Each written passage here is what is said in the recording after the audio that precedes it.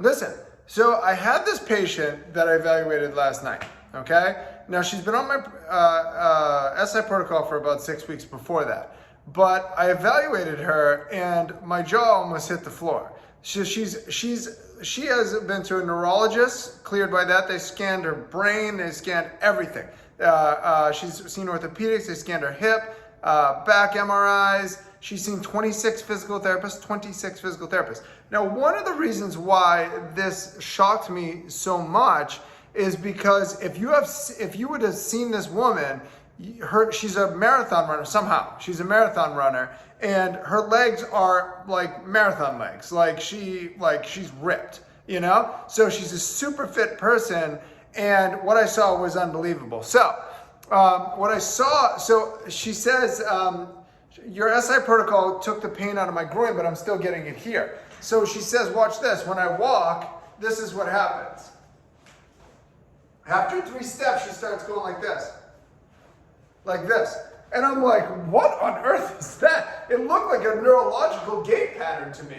She's literally can't extend back, can't toe off. She says her knee locks out on her ingenu recurvatum with some of the strongest quads, even among men that I've treated this year. And I'm like, how is that happening?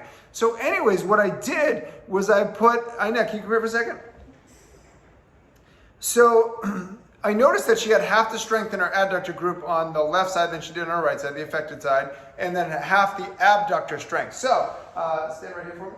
So what I did was I put my thumbs on her PSIS here, and I said, go ahead and walk for me. And then after about the 3rd step, my left thumb started going like this, like that, okay? Which means that she was developing an upslip after about 3 steps. So she was like that, right? So the reason why it doesn't drop down is because it's locked up like this, so your thumb goes up versus down.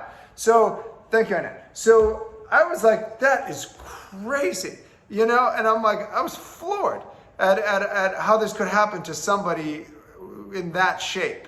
But anyways, what she was doing wrong with the SI protocol, so the SI protocol should fix it, but what she was doing wrong is that she was only doing 2 pounds of adduction, okay? And somebody like that needs to be doing 10, 15, 20 pounds of adduction, sets of 30 to failure. I tell them, as soon as you hit 30 reps, you 3 sets of 30 reps with whatever weight you're on, increase it 5 pounds. And then people look at you like, are you crazy? You know, and I'm like, no, you have to get aggressive in SI joint rehab with adduction. But abduction, she still was lacking significant strength.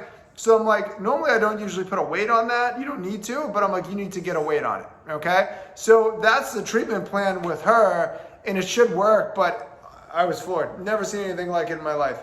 That was crazy to see somebody in that shape with a massive Trendelenburg gait that stumped literally everybody.